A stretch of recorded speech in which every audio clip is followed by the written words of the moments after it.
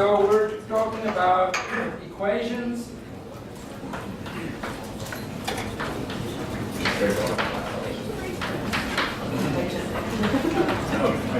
We talked about variables and equations in general last time.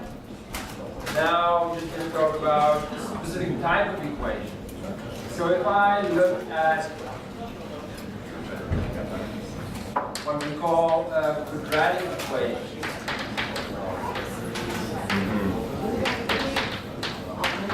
that's something that looks like a times x squared b times x plus c equals 0, where my variable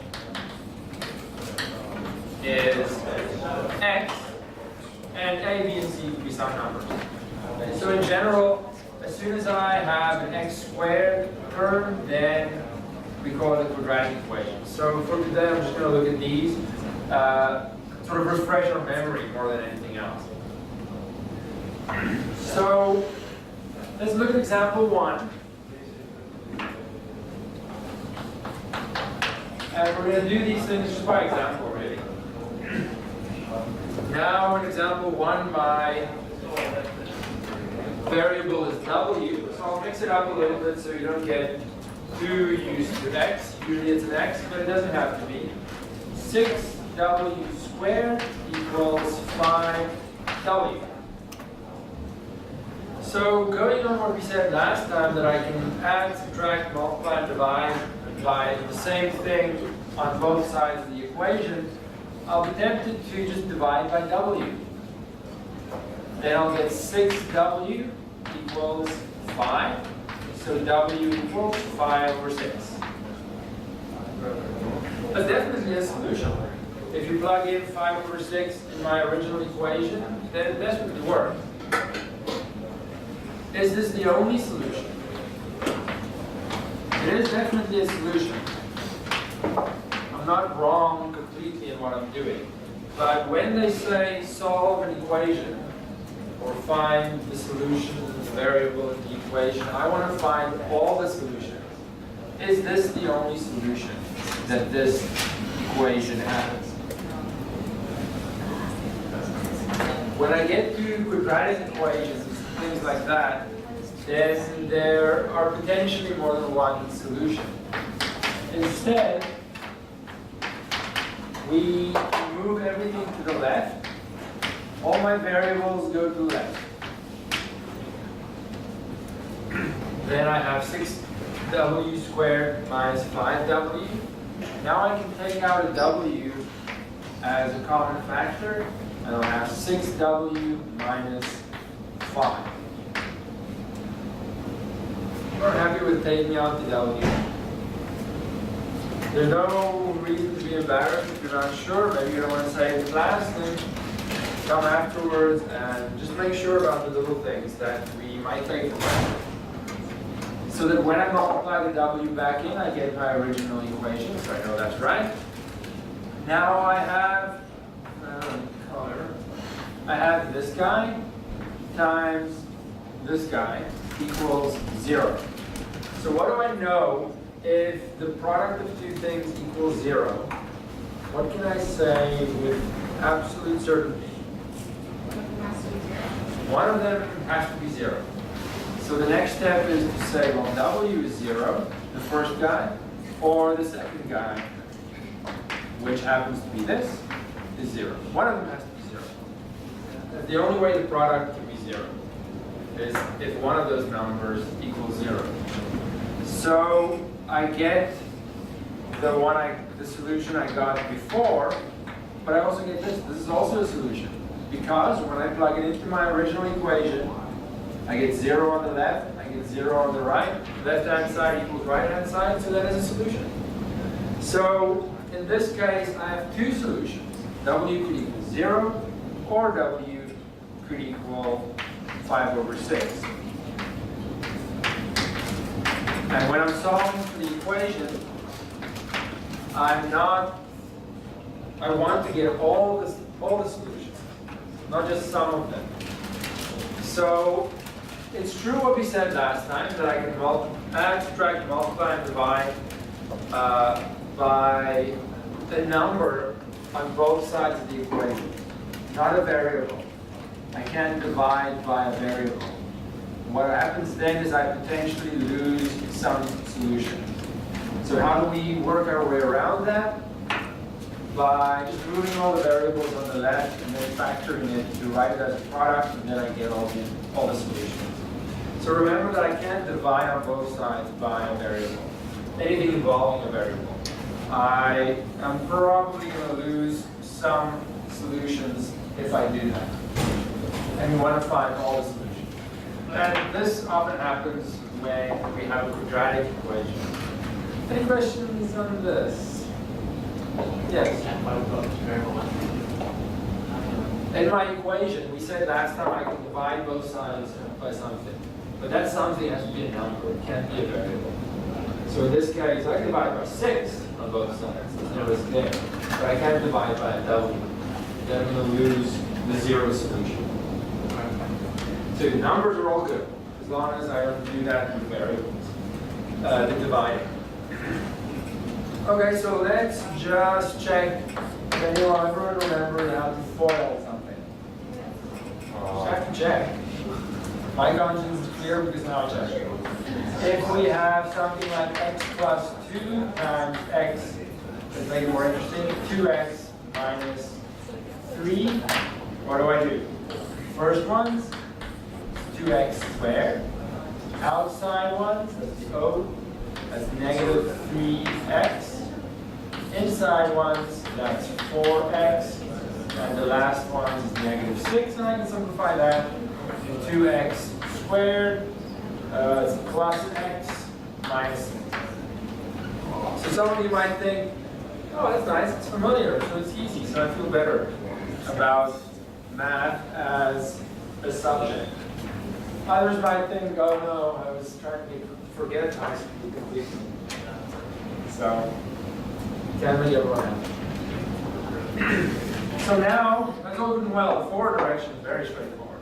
But what if I give you this, and I want to break it up into 2 brackets?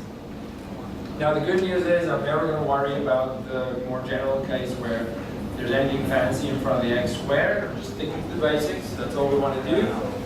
So it's not going to get too fancy. So if I have, before number 2, let's call it 2a. I want to add some examples in between the ones we have on the page, but also leave some out. So I want to factor the following one first. Everything's a plus. Now remember, looking at my first example, what I want is to write this as a product, and then I can say, well, this guy equals 0, or this guy equals 0, and I get solutions. Now the problem is factoring those. Well, I mean, need some space. At the very least, I know it's going to be an x and an x. And I also know there's going to be a plus and a plus. Now when I FOIL it out, I have to choose numbers here so that when I FOIL it back out, I get this back. And the last ones give me this number. So the last ones will have to be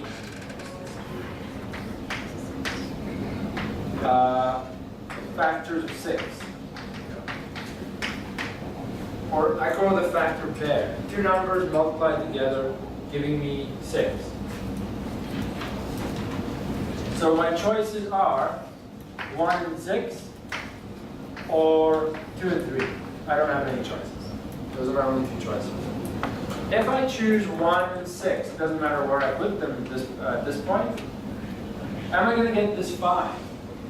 When I do the outside and the inside, that's where I get these x terms.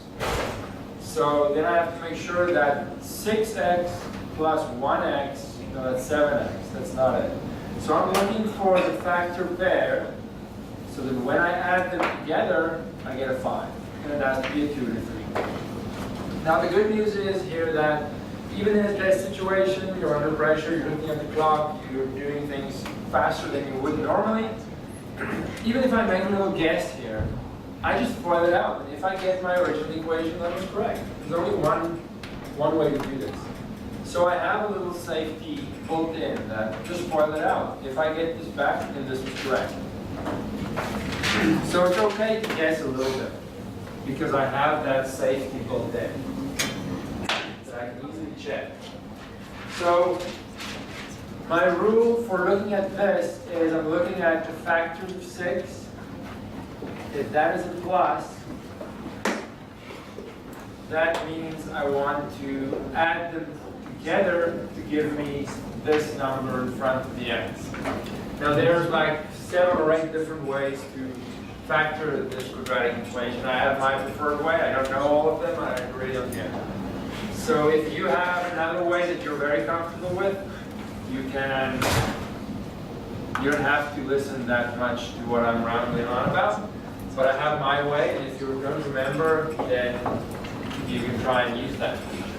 Let's do example 2 now, where it's almost the same except I have, where am I now? I'm going to do another one, sorry. B. Let's say minus 5x, sorry, plus, this is a minus, sorry, just making it up. Very similar, but it's going to be the same. My answer's not going to be the same.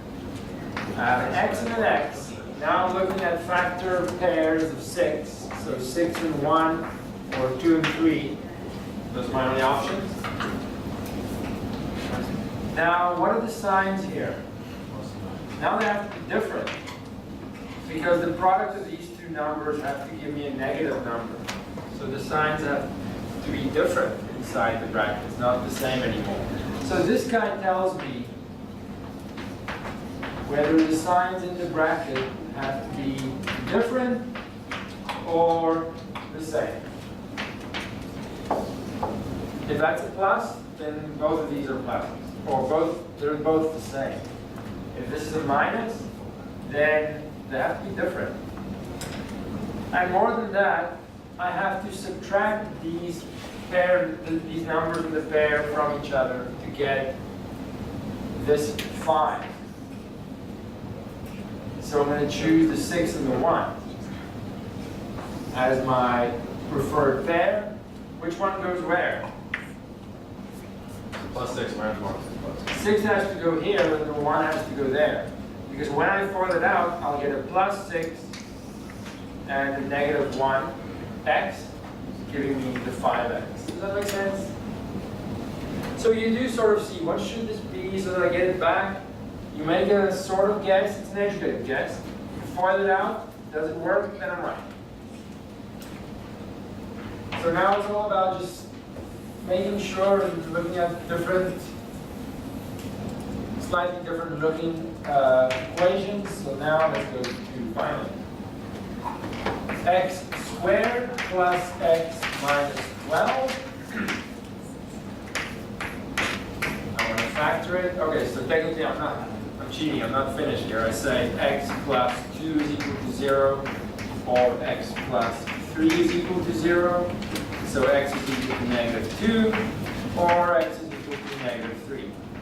Over here I say x plus 6 is equal to 0, or x minus 1 is equal to 0. So x is equal to negative 6, or x is equal to 1. I get 2 different solutions. But the hard part wasn't factoring that guy. So now I know it's going to be x and x. We're just sticking to simple ones. I'm not going to put more other numbers in front of the x. No point for us, really. Now we're looking at factor pairs of 12. So 12 and 1, or 3 and 4, or 2 and 6. That's pretty much it. This negative tells me that I'm going to have to subtract them because the signs are going to be different. And I want to get a 1. There's a 1 in front here. It has to be 3 and 4. Which one goes where? The bigger one of these gets this sign. 4 and 3. So that when I FOIL them out for the x term, I get a plus 4 and a negative 3 giving me a plus 1. So all these guys, they tell me stuff. This tells me that I have to subtract the two numbers in a pair, and the signs will be different. Which one goes with which? This is the sign that goes with the bigger of the two, the 4 in this case. A little bit of practice and it's all going to come rushing back. Whether that's a good or a bad thing, I don't know. But again, the good news is that we're never going to go any further with this really. You'll see in a second why. So now I'm going to do example 2, I guess C. And I want to do x squared minus x minus 12. I'm just really lazy, I should finish this. X plus 4 equals 0, or x minus 3 equals 0. So x is equal to negative 4, or x is equal to 3. It's the same, but no, similar but not the same. I have an x and an x. I'm again looking at the factor pairs of 12, 12 and 1, 2 and 6, 3 and 4. This minus tells me different signs. I'm going to subtract the two numbers in the pair to give me a 1. It's still 3 and 4. But now the bigger one gets the negative. So this is 4 and this is 3. And you can further out. It's only the middle that's the problem. I'm guaranteed to get a negative 12. This is a plus 3x minus 4x, so I get the minus x there. So x plus 3 is 0, or x minus 4 is 0. X is negative 3, or x is 4. Any questions on this? Again, I'm not assuming, we are doing it sort of quickly, but I'm not completely assuming that you remember these things. If you're anything like me, and if you don't use something, or you don't do something often, you just forget. I just can't remember something I've done 5 years ago. Let's do example 3. Now I use a t just to mix things up. T squared minus 6t plus 8. So again, I know it's going to be t and t.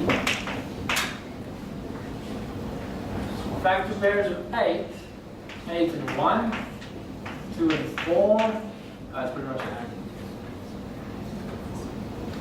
This plus tells me I have to add them together to get a 6.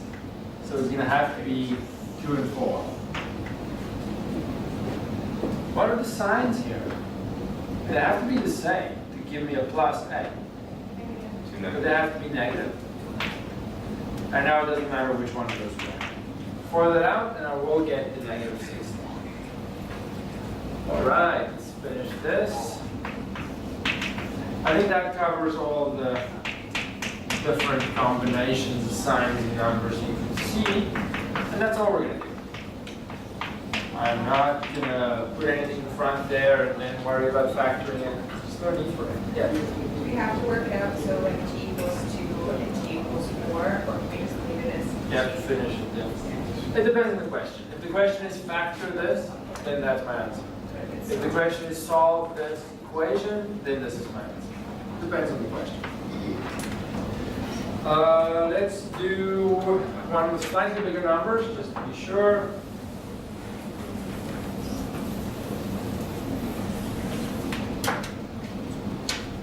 Example 4. Now let's use a u. 13u there equals negative 36. This step from this product to splitting it up into two little equations, I can only do if the right-hand side is a 0. It's a property of the number 0, that if I have two numbers and the product equals 0, then one of them has to be a 0. If this is something else, then I can't say anything. So I need to bring everything to the left by adding 36 on both sides. Now I have a 0. It has to be a 0 on one side. Otherwise, there's nothing I can do. Let's factor this. Now I'm looking, I'll just stop here because it's trivial after this step.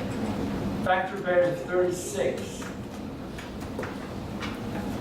Adding together to give me 13.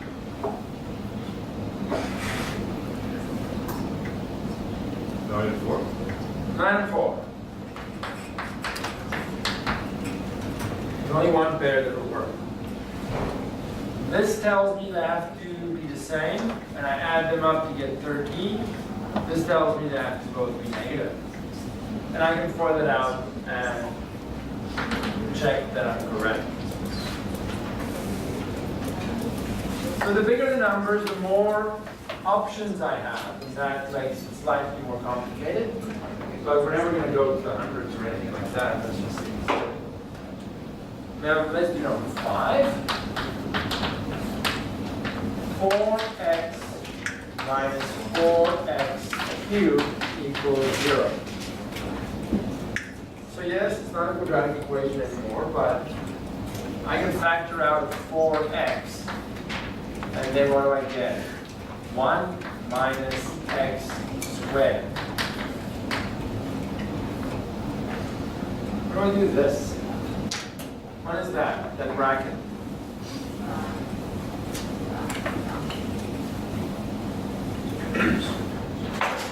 Let me ask you this. A plus b times a minus b is what? If I FOIL it out, I get a squared minus b squared. Difference of 2 squares.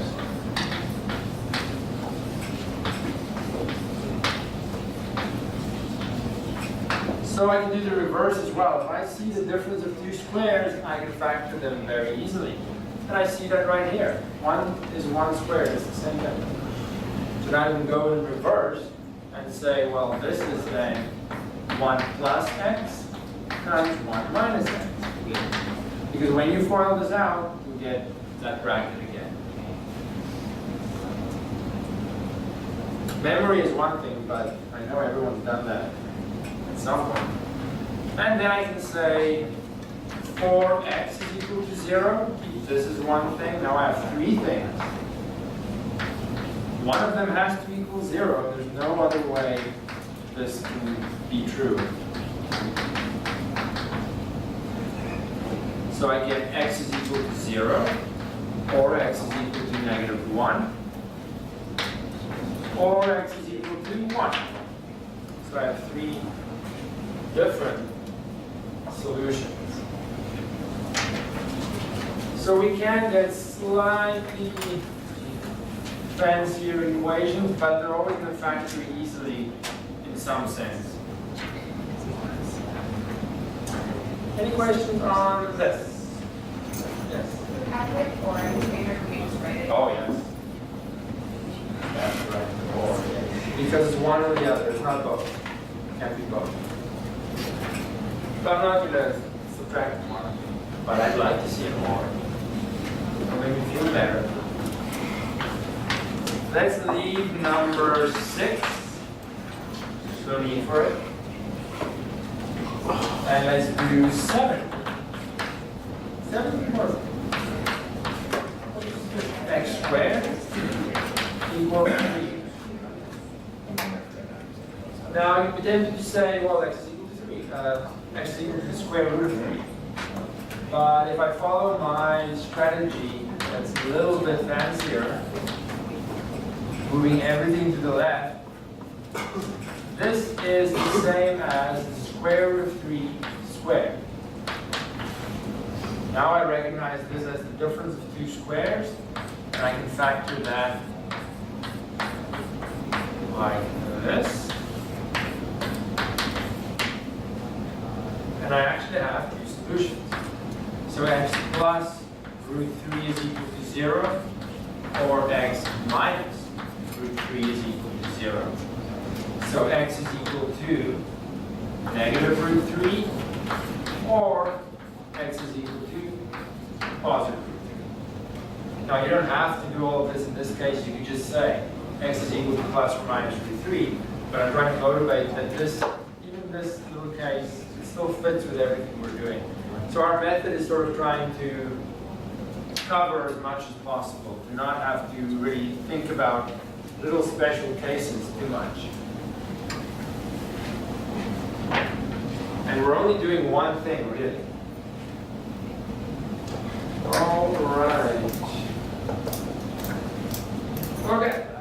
Before we do the next one, the reason why I don't care about making the equations, the quadratic equations, fancier by putting something in front of the x squared is because we have a formula to solve these things for me.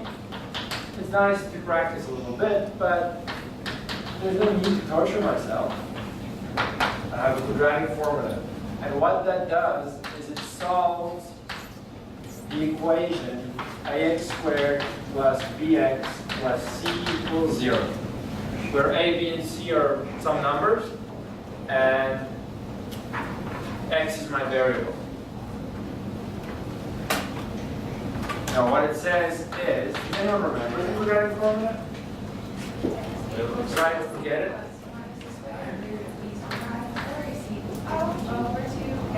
Wow.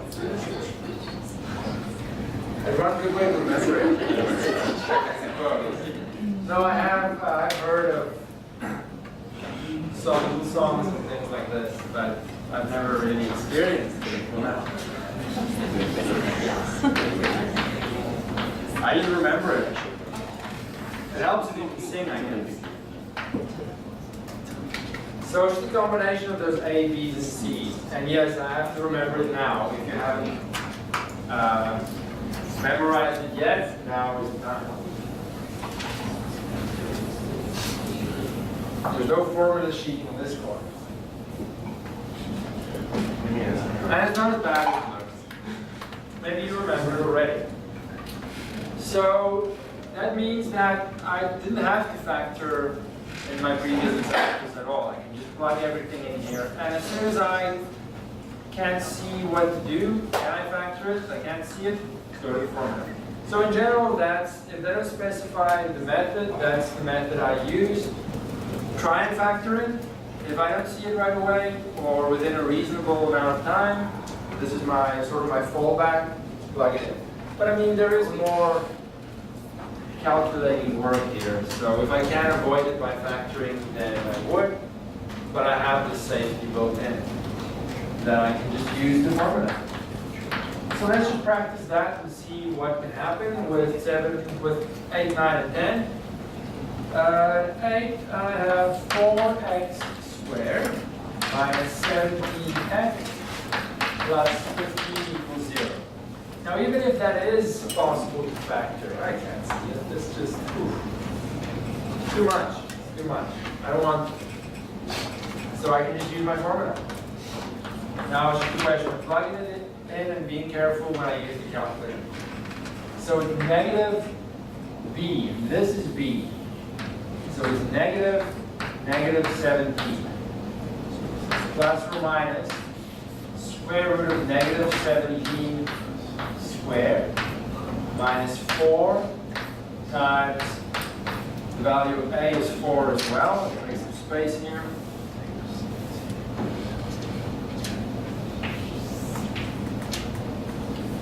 Times 15. And make sure that you extend your square root and close it. Because I don't know how long this thing inside the square root is. If I just stop halfway, I'd hate to subtract something for that because it's not correct. This is all inside the square root. I don't want to be stopping things like that. 2 times 4 at the bottom. Everyone happy how to use the formula? You can take your time in remembering it. We're not having a quiz or anything right now. So I prefer, because I'm not proficient with calculators, I prefer to do an in-between step by just calculating this thing inside the square root. So humor me and just do that first. What is inside the square root?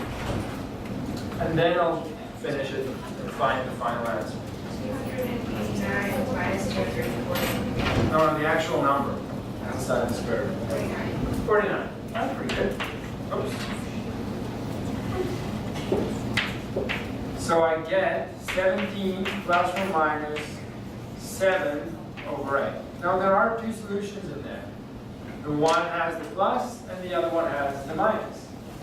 The quadratic formula just writes it in a more convenient way, but it is actually split into two. So I can't split it at this point and say 17 plus 7 over 8, or x is 17 minus 7 over 8. X is equal to 24 over 8, or x is equal to 10 over 8.